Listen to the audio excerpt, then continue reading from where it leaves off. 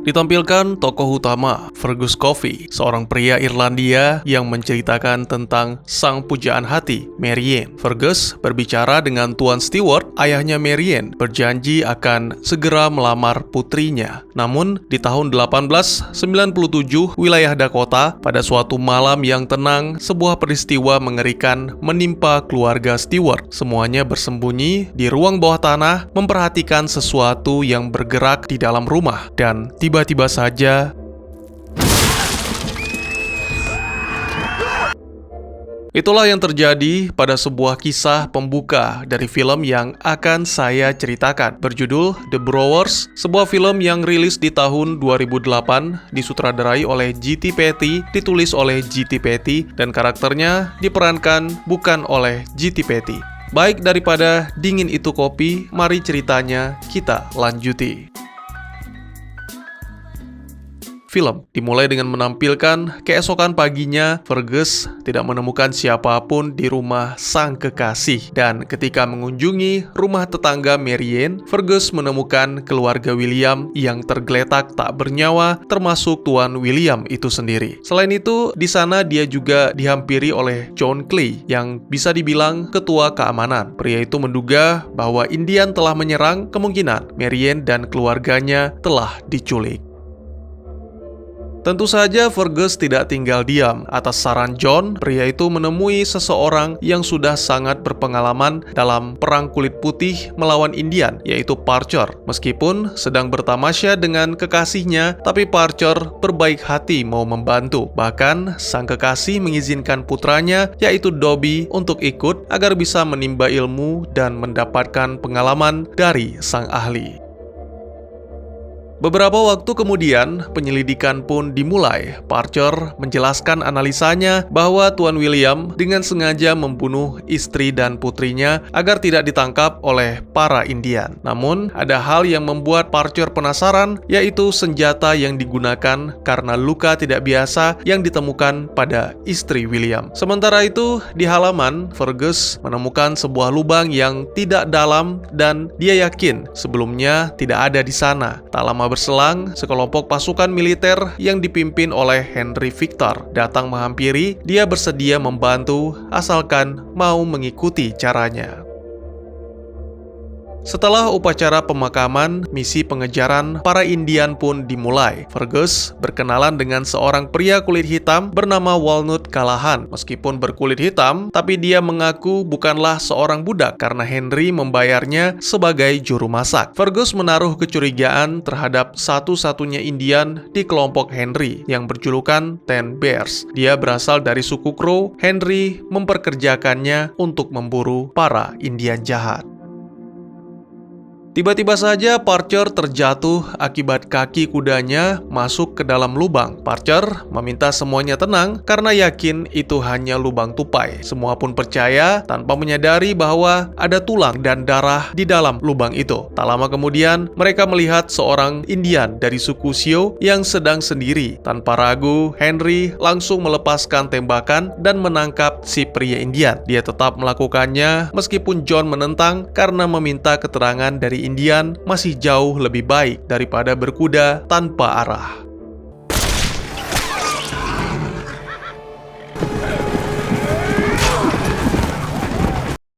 Tidak tanggung-tanggung, malam harinya si pria Indian langsung dipaksa mengaku sambil kuku kakinya dicabut satu persatu. Sedangkan Henry makan enak sembari menceritakan kisah-kisah hebat ayahnya di masa lalu. Seperti itulah Henry. Walnut menganggapnya tidak lebih dari kantong sampah. Setelah berbincang dengan Fergus, Walnut yang merasa kasihan secara diam-diam memberi makan si pria Indian. Itu membuat Henry marah besar sehingga hendak membunuh Fergus karena mengaku sebagai yang memberi makanan untuk melindungi Walnut. Pertengkaran pun hampir terjadi. Untungnya Parcher segera menenangkan dan kemudian memerintahkan Fergus untuk meminta maaf karena tidak menghormati Henry. Malam harinya, Henry menugaskan 3 anak buah untuk berjaga, sedangkan yang lainnya diminta untuk beristirahat. Tak lama kemudian, terdengar suara-suara aneh dari balik rerumputan. Semakin lama, semakin mendekat, dan tiba-tiba Wake up, Seymour, for God's sake! Keesokan paginya, Henry kembali mengamuk karena 4 anak buahnya termasuk Walnut melarikan diri. Dia melampiaskan kemarahannya kepada pria Indian meskipun telah menjelaskan yang sebenar-benarnya bahwa ada suku lain yang disebut The Burrowers atau penggali yang sangat menyukai daging manusia, terutama kaum kulit putih. Kali ini John tidak tinggal diam. Dia langsung menghentikan Ten Bears dan bahkan menentang Henry.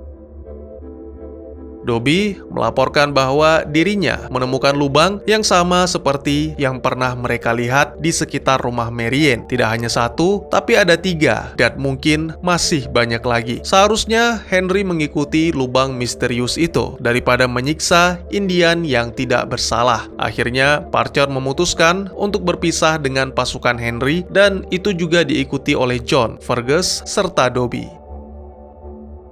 Perjalanan pun dimulai, sampai akhirnya pada malam hari mereka beristirahat. Parker masih mencoba mengingat-ingat lagi apa yang dikatakan pria Indian tentang suku penggali. Itu membuat mereka semua penasaran dan bertanya-tanya apakah memang ada suku seperti itu ataukah itu hanya lelucon belaka. Tak lama kemudian sempat terjadi ketegangan karena Fergus kembali dari buang air membawa sesuatu. Ternyata itu hanya Walnut. Dia menjelaskan alasannya kabur, yaitu karena kelompok Henry tidak pernah menghargai keberadaannya. Walnut memutuskan bergabung dengan kelompok Fergus. Parker mengingatkan tidak ada pimpinan dalam kelompok tersebut karena semuanya adalah rekan. Hanya saja, Walnut harus mengikuti 2 syarat, yaitu mendengarkan perkataan Parker serta melakukan apa yang diminta oleh John. Selamat datang, kawan. Tidak terjadi apapun malam itu. Keesokannya, mereka kembali memulai pencarian dengan mengikuti lubang yang ditemukan sampai akhirnya menemukan kereta tanpa kuda. Itu benar-benar tidak masuk akal. Siapa pula orang yang mengambil kuda dan meninggalkan barang-barang berharga? John memperingatkan agar tidak menyentuh kereta itu selagi dirinya dan Parker memeriksa keadaan sekitar. Fergus, Walnut, dan Dobby bermain lempar batu. Lalu tak lama kemudian, mereka benar-benar dibuat terkejut dengan sebuah penemuan wajah di permukaan tanah.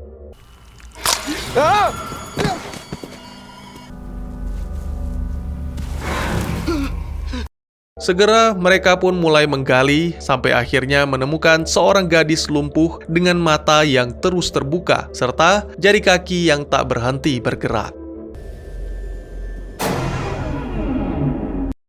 Tidak ada yang bisa menjelaskan mengapa gadis yang bernama Audrey itu dikubur. Tapi suatu keajaiban, sampai saat ini Audrey masih hidup. Parker menemukan bekas luka yang sama dengan keluarga William pada lehernya. Selain itu, tubuh Audrey juga seperti melunak. Pagi harinya, pencarian akan dilanjutkan tanpa Dobby karena Parker menugaskannya untuk membawa Audrey ke Fort Lincoln. Lalu beberapa waktu kemudian, akhirnya kelompok Parker masuk ke dalam hutan yang diyakini sebagai wilayah kekuasaan Sioux. Melihat para Indian datang, membuat Fergus panik sehingga melepaskan tembakan. Pencarian pun berlanjut, namun kini mereka jauh lebih waspada dari sebelumnya karena John yakin suku Sioux akan membalas tembakan yang dilepaskan oleh Fergus. Itu benar-benar terbukti. Menjelang malam, hal yang ditakutkan pun terjadi, berawal dari tembakan yang tepat mengenai leher John. Kondisi mereka pun semakin terdesak, hanya bisa berlindung di balik bangkai kuda, menunggu waktu yang benar-benar tepat untuk melepaskan tembakan. Beberapa waktu kemudian, saat malam hari, bau bangkai kuda semakin tercium, sehingga mau tidak mau, Fergus dan yang lainnya harus keluar dari persembunyian. Beruntung Parker menemukan tumbuhan beracun. Pria itu meminta Fergus dan Walnut membakarnya untuk menjauhkan para Indian. Di saat yang bersamaan, Dobby yang membawa Audrey memutuskan untuk beristirahat. Di sini pemuda itu menyadari bahwa meskipun tubuh Audrey kaku, tapi sebenarnya dia masih sadar, ditunjukkan dengan jari kaki yang bergerak setiap kali Dobby mendekatkan tangannya. Itu benar-benar mengganggu pikiran Dobby, sampai-sampai menjadi sulit tidur. Tiba-tiba ada sesuatu yang menyerang, melumpuhkan, dan mengubur Dobby.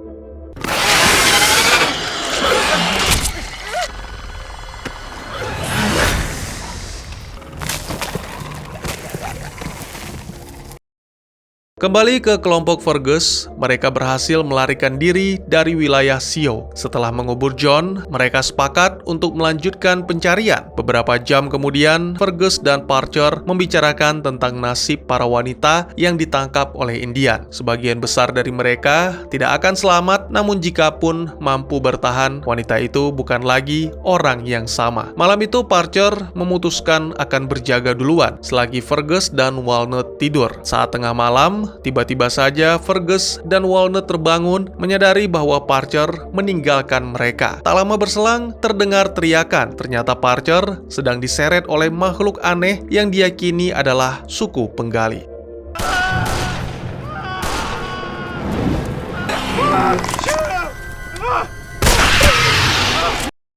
Parcher mendapat luka yang sama dengan Audrey dan keluarga William. Anehnya, luka itu sama sekali tidak berdarah dan kini secara perlahan Parcher tidak bisa lagi merasakan tubuhnya. Terdengar geraman-geraman dari balik rerumputan yang menandakan para penggali akan kembali menyerang. Akhirnya, demi keselamatan, Fergus, Parcher, dan Walnut memutuskan untuk meninggalkan tempat itu.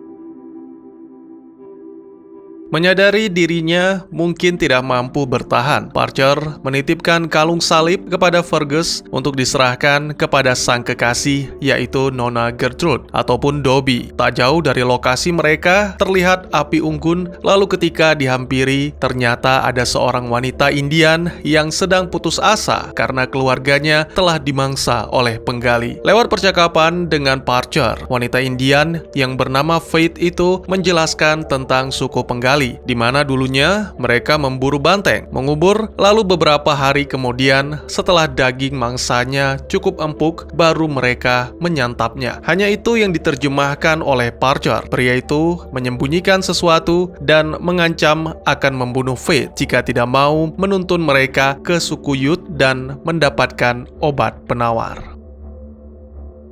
Keesokan paginya, kembali Fergus melanjutkan perjalanan dengan memendam rasa curiga terhadap Parcher. Fergus berandai-andai jika Marianne ditemukan dalam kondisi seperti Parcher, tentu dia juga akan berusaha untuk mencari obat penawar. Menjelang malam, Parcher kembali memutuskan untuk beristirahat. Selain itu, mereka juga telah masuk ke wilayah suku Ute dan mungkin saja tak lama lagi mereka akan dihampiri. Kali ini Fergus mendapat giliran jaga, ditemani oleh Parcher yang mulai tak bisa menguasai tubuhnya bahkan untuk tidur sekalipun. Suara-suara geraman terdengar di balik rerumputan, ternyata serangan kembali datang.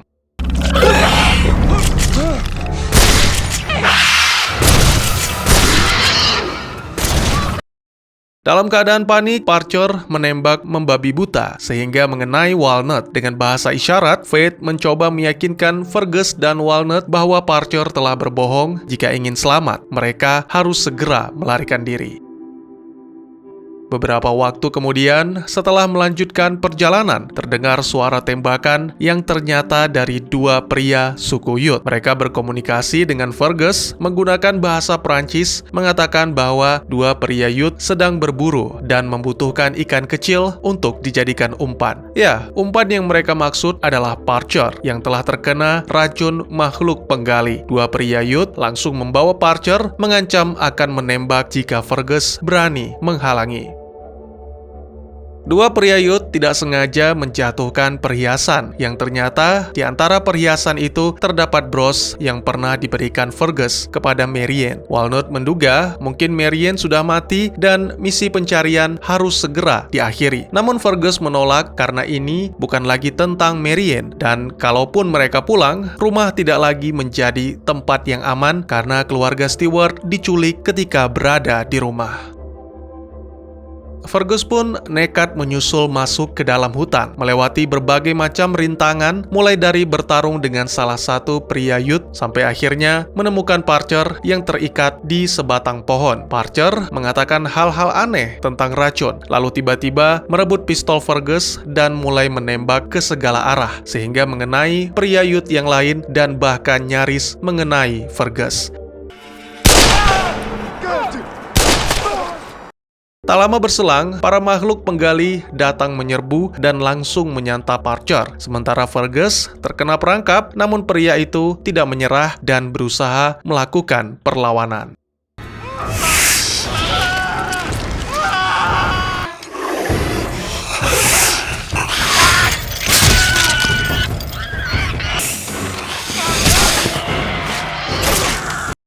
Ternyata sebelumnya, Archer diberikan obat untuk meracuni makhluk penggali agar mereka mudah dibunuh. Awalnya, Fergus mengira itu tidak akan berhasil sampai akhirnya sinar matahari pagi membakar tubuh para penggali.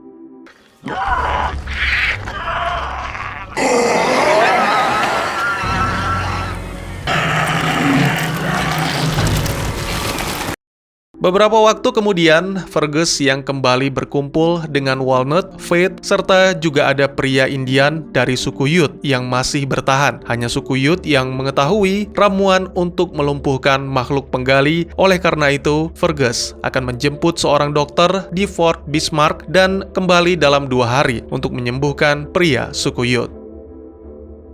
Film pun ditutup dengan menampilkan Fergus berkuda menemukan kembali topi kesayangan tanpa menyadari Dobby yang terkubur di dekatnya. 2 hari kemudian, ketika Fergus kembali, ternyata tempat itu telah dipenuhi oleh pasukan Henry. 2 orang Indian telah digantung dan Walnut dibiarkan mati setelah kakinya diamputasi. Yang lebih parah lagi, Henry masih melakukan perburuan terhadap suku Sioux untuk menjelaskan tentang dugaan Archer. Lalu ditampilkan adegan after kredit di mana tokoh utama kita dikeluarkan dari kubur siap disantap oleh makhluk penggali. Dan tamat. Sebuah film yang benar-benar mengejutkan saya. Bukan hanya jump scare-nya, melainkan juga monsternya yang sama sekali berbeda dengan Tremor meski sama-sama hidup di bawah permukaan tanah. Jika Tremor mencampurkan ketegangan dengan sedikit kelucuan, film ini sama sekali tidak ada bercanda. Suasananya benar-benar gelap dan suram membuat penonton terus berpikir seperti apa makhluk yang memangsa dan bagaimana dia melakukannya. Namun, film ini tidak serta-merta hanya horor belaka, tapi juga membahas tentang kemanusiaan, penjajahan, dan rasisme. Tidak banyak yang bisa dijelaskan tentang film ini selain makhluk mengerikan yang disebut The Browers atau penggali. Para Indian menganggap mereka sebagai suku karena bergerak secara bergerombol, melumpuhkan, menculik, dan mengubur mangsanya hingga seluruh darahnya kering. Lalu mereka kembali menggali untuk menyantap atau menyeruput daging-daging yang empuk. Selain kemampuan menggali yang super cepat, makhluk ini juga memiliki sengatan yang bisa melumpuhkan plus pendengaran super. Selain itu, sepertinya makhluk penggali dapat pulih dengan cepat, terbukti dengan tembakan dan tikaman yang hanya menghentikan mereka untuk sementara. Kemungkinan satu-satunya cara untuk menghabisi mereka adalah dengan dibakar, tapi itu bukanlah hal yang mudah karena kekuatan dan kecepatannya di atas manusia. Untuk bentuknya sendiri bisa dibilang mirip dengan belalang dan mungkin inilah alasan mengapa pada sebuah scene ditampilkan serangga belalang. Dikisahkan di masa lalu, sebelum kaum kulit putih datang, bahkan jauh sebelum manusia ada, para penggali telah hidup di bawah permukaan tanah dan muncul setiap 30 tahun sekali, memburu mangsa secukupnya lalu menghilang. Satu-satunya makanan favorit mereka adalah banteng, namun kedatangan orang kulit putih membuat jumlah banteng berkurang pesat sehingga mereka menargetkan manusia sebagai mangsa. Sebenarnya kuda juga bisa sih, atau herbivora lain, tapi dari cerita Fate, saya berpikir bahwa makhluk penggali ini memiliki kecerdasan dan tujuan mereka memangsa manusia adalah untuk balas dendam. Selama ini, suku Ute melakukan perlawanan dengan racun yang mereka ramu untuk melumpuhkan makhluk penggali. Namun, Fate mengatakan bahwa mereka sangat licik seperti kaum kulit putih. Licik di sini, saya pikir suku Ute menggunakan manusia sebagai umpan dengan menggali mangsa-mangsa yang dikubur untuk diminumkan cairan beracun. Inilah alasan mengapa 2 pria suku Ute memiliki bros milik Marianne. Kemungkinan sebelumnya mereka menggali Marianne lalu diumpankan kepada makhluk penggali. Lalu pertanyaan 1 miliarnya, apakah sebagian besar film adalah kisah dari mimpi Fergus? Ya, mungkin ada beberapa yang bertanya, mungkin juga ada yang sudah berpendapat demikian. Itu bisa saja benar, karena dalam keadaan lumpuh, mangsa 100% sadar dan terus terjaga. Hanya saja, tidak bisa bergerak seolah-olah terkurung di dalam tubuh sendiri. Sama seperti karakter dalam film 148 Hours. Ketika Eren terjebak di dalam batu, sempat dia membayangkan apa yang akan dia lakukan jika tidak mengalami kesialan, mungkin sebagai bentuk penyesalan.